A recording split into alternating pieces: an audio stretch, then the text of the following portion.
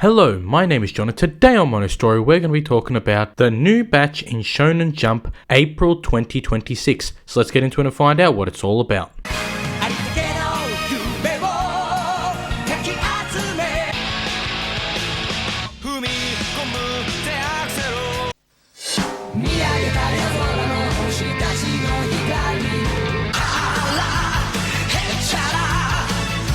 The three new manga that were released in Shonen Jump as of April 2026 are called Rocku's House of Oddities, Drawn to the Fire, and Class 2B Hero Destroyer. The first manga we'll talk about is Rocku's House of Oddities. And as of recording this video, I have currently read the first 3 chapters. And so the story starts off with our character, Akari Seiroku, and he is going into an abandoned house as he is in search of some spirits. And as he is walking around, he comes to find the building is empty and there are no spirits in the building. So after a few hours, he finishes walking around and he goes back to his home and he goes to sleep. While he is sleeping, 5 curses suddenly appear around him and they wake him up. There is a goth girl named Arutora. There is a wolf called Jeffodan. We have a man with a mask named Kabanechi. We have a high school girl named Sachiko.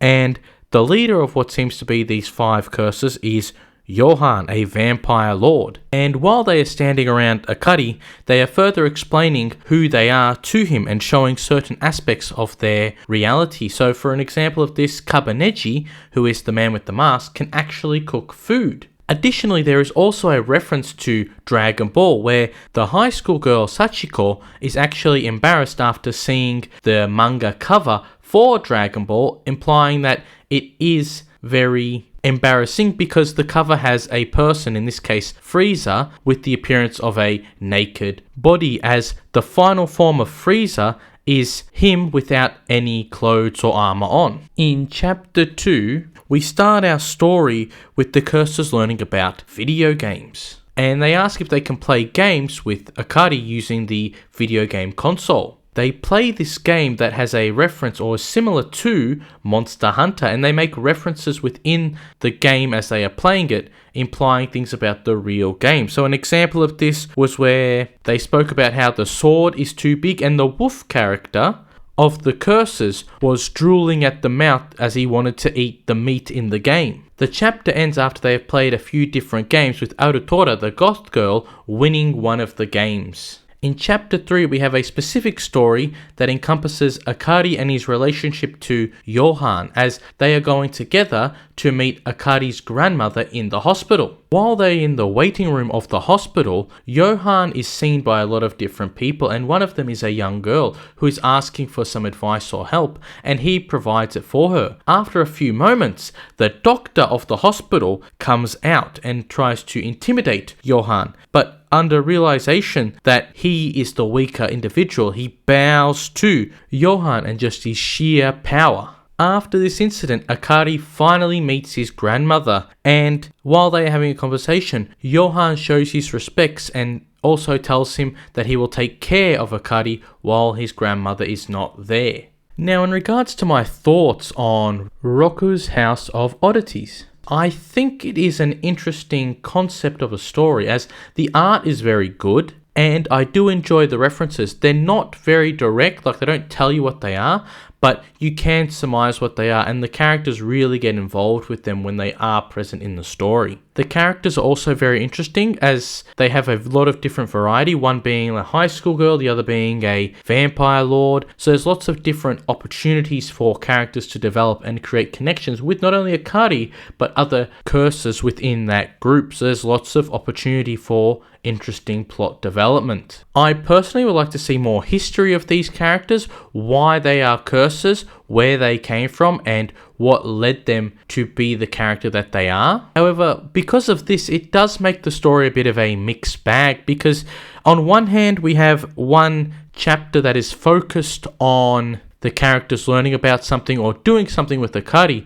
but on the other hand, we don't have the overarching story. What is the point of this story? Is it going to be a slice of life? Is it going to have action in it? Is it mainly focused around having comedic elements? Is there going to be some form of loss or tragedy? I'm not too sure right now because the story hasn't really given us an overarching, complete objective of the story. I mean, they could even just be focused on releasing all of the curses. That's the goal of Akari. So at the moment, it is a little bit confusing, but hopefully in the future, this will be sorted out and we will understand exactly what the point of the story is. Now, the next new manga released in Shonen Jump is called Drawn to the Fire, and as of recording this video, I have only read the first 2 chapters, and from chapter 1, we get our main character, Mizuhara Keiki, and he is a high school student. He is friends with a girl by the name of Tachibana Hanabi, and they met 6 years ago while they were at school. However, because they trained together, they created this real big friendship, and they trained in the sport of basketball, as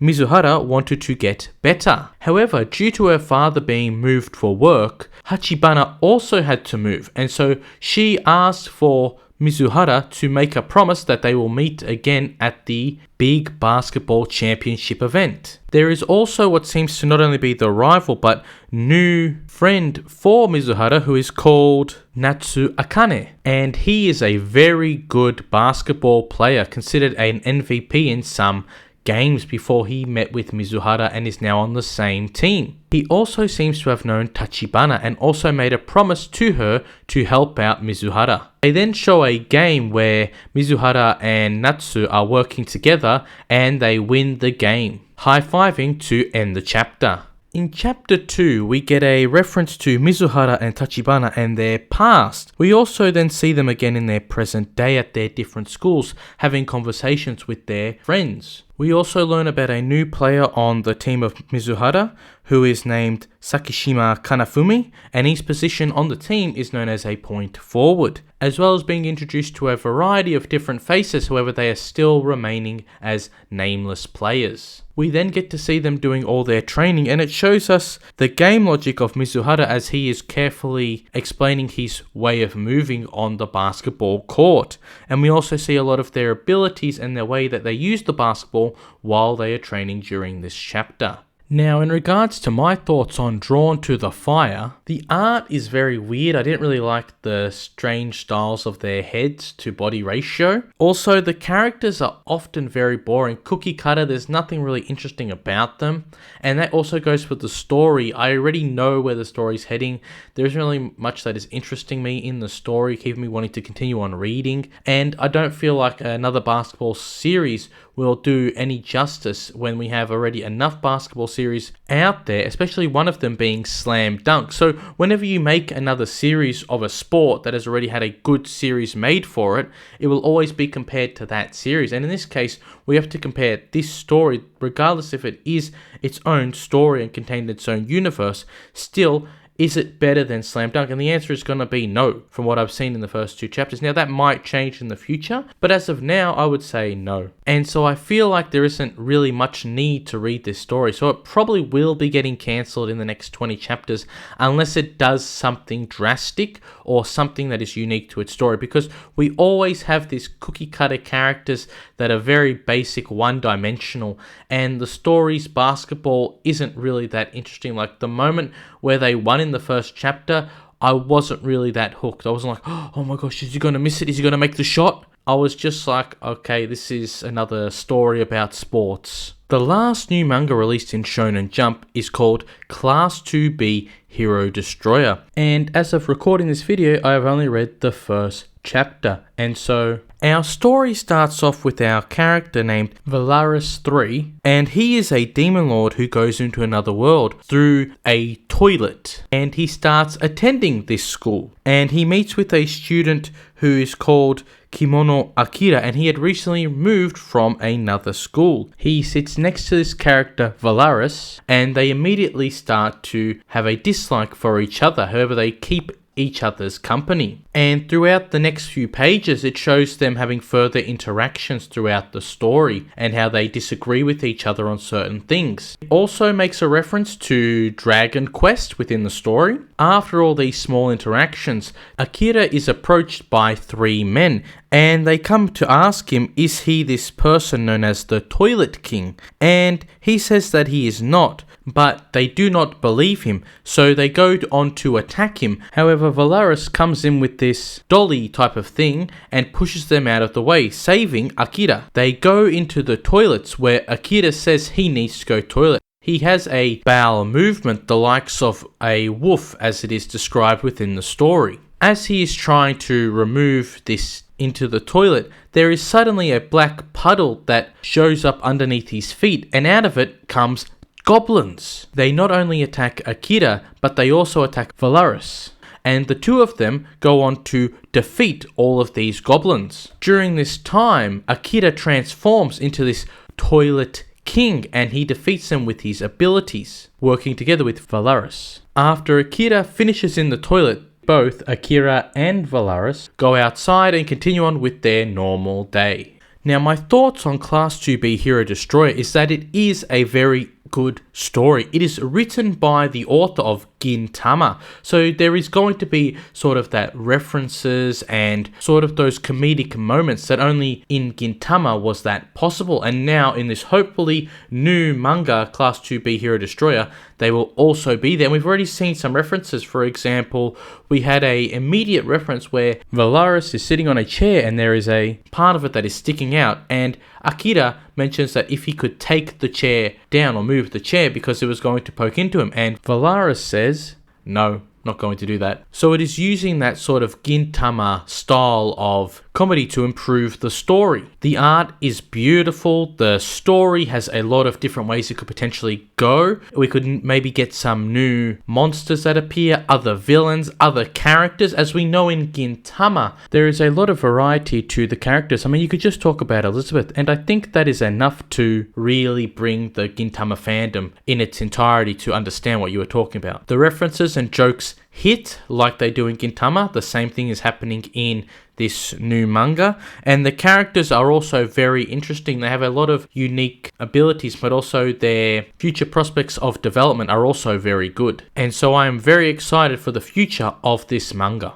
Now, if I was to make a recommendation, you probably already know, but it will be Class 2B Hero Destroyer. Again, coming from the iconic Gintama writer, there is just no comparison to the other two manga if you were to make a recommendation as to which one would be the best to read if you only have time to read one of them. Even though I just made all those points before in the story of my thoughts of it, I will say again that it does have a very interesting story. The references are very good, just like they are in Gintama. And one of the things I'd like to see if they do some more references to whether it be other anime, manga, or just characters within the story is they make references to Gintama. That would be a fourth wall break or a way of bringing the story really home, I think.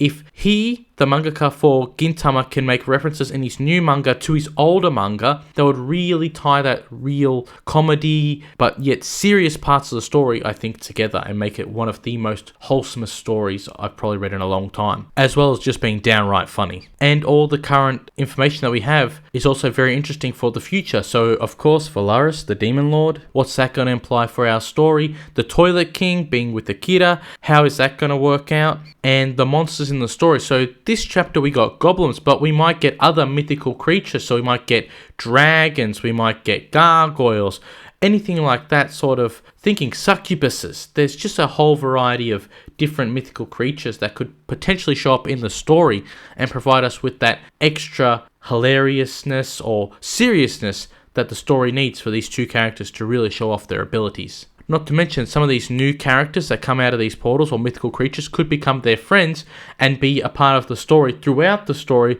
being another reference or doing something in a chapter that would be specifically just for them, or helping out Akira and Valaris.